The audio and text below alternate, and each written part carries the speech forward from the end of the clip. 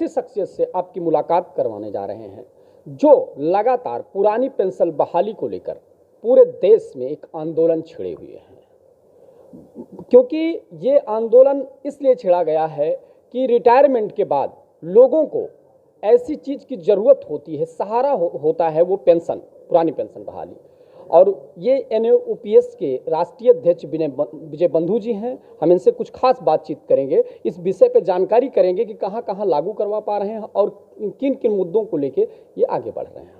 विजय बंधु जी, जन्मभूमि टुडे में आपका स्वागत है। बहुत बहुत धन्यवाद। अभी खबरें आ रही हैं कि राजस्थान और छत्तीसगढ़ ने लागू कर दिया है और अभी मुख्यमंत्री झारखंड ने भी इसकी औपचारिक घोषणा की है, इस पर आप क्या कहेंगे? देखिए, सबसे पहले तो राजस्थान की सरकार को और छत्तीसगढ़ की सरकार को बहुत बहुत धन्यवाद देता हूं, बधाई देता हूं कि हमारे इस विषय को उन्होंने समझा और गंभीरता से लेते हुए उन्होंने इसमें अपने राज्य में लागू किया। ये स्वागत योग्य है और ऐतिहासिक कदम है। और झारखंड की बात है, झारखंड ने अपने चुनावी घोषणा पत्र में माननीय मुख्यमंत्री जी वहाँ रखे हुए थे और वो अभी सदन में, बाकायदे सदन में उन्होंने कहा कि हम जल्द ही पुरानी पेंशन बहाल की घोषणा उन्होंने कर दी है और हम जल्दी इस प्रक्रिया को आगे बढ़ाएंगे।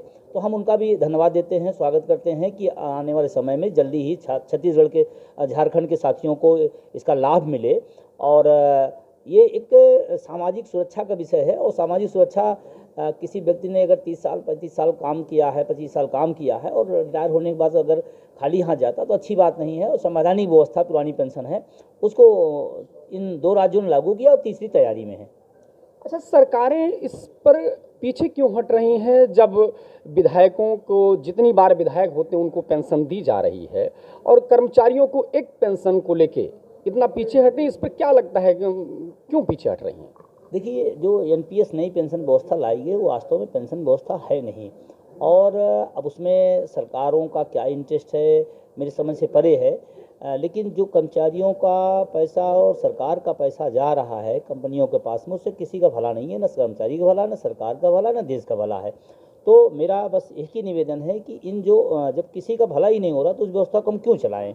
तो हमारा तो बस निवेदन है कि जो सरकारों ने अभी तक नहीं इस पर सोचा है उसको गंभीरता से सोचे और अपने अपने राज्य के लोगों को उसका लाभ दें।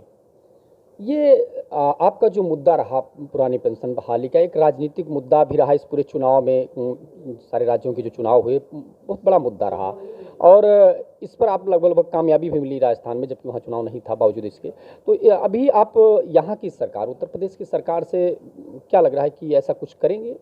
देखिए, पहली बात तो अभी उत्तर प्रदेश सरकार बनी है, मैं उस सरकार को बधाई देना चाहता हूँ और उम्मीद करता हूँ कि निश्चित सरकारों का काम लोक कल्याण का काम है और लोक कल्याण के अंतर्गत पुरानी पेंशन व्यवस्था है तो लोक कल्याण का काम करेंगे, ये मैं अपील करता हूँ और उम्मीद भी करता हूँ।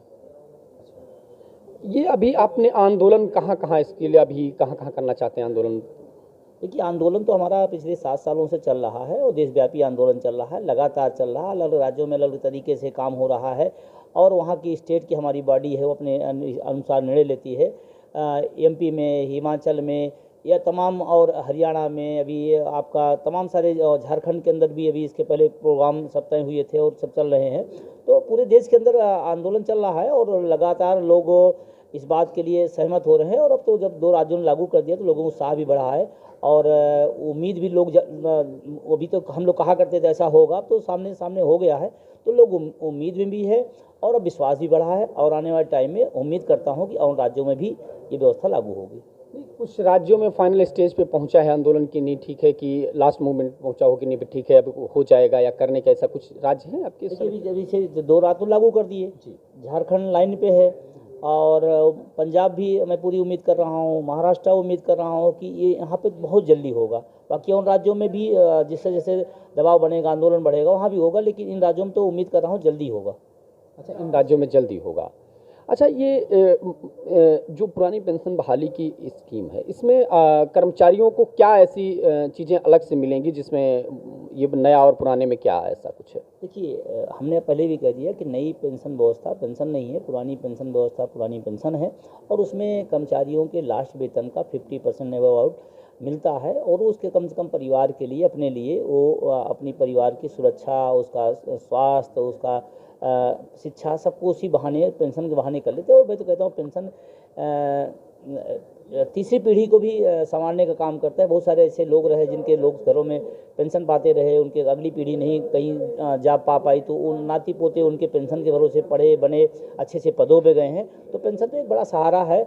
और ये एक हमारी भारतीय सभ्यता संस्कृति का भी सवाल है कि हमें बचपन में माँ बाप पालते हैं और बाद में हम माँ बाप को पालते हैं, तो ये तो हमारा संस्कार भी रहा है। उसी व्यवस्था से पेंशन भी आई है निकल के। धन्यवाद। ये थे विजय बंधुधी, जिन्होंने बेबाकी से इस बात को कहा कि ये जो पेंशन व्यवस्था है सिर्फ पेंशन व्यवस्था नहीं बल्कि संस्कृति का एक हिस्सा भी है कि ये पेंशन पाने के बाद लोगों के जीवन का एक सहारा रहता है। कैमरा पर्सन महेंद्र पाल के साथ रामधारी यादव, जन्मभूमि टुडे, लखनऊ।